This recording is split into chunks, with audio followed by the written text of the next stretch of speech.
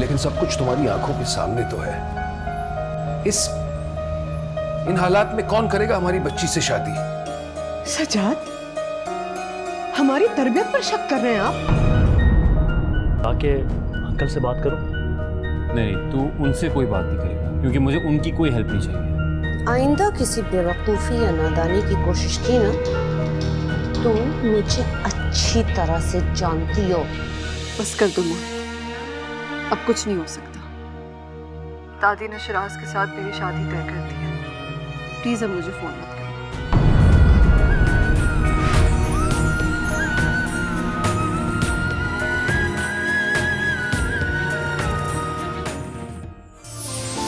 देखिए drama serial मेरा मान रखना हर बुध की रात 8 बजे सिर्फ TV1 पर।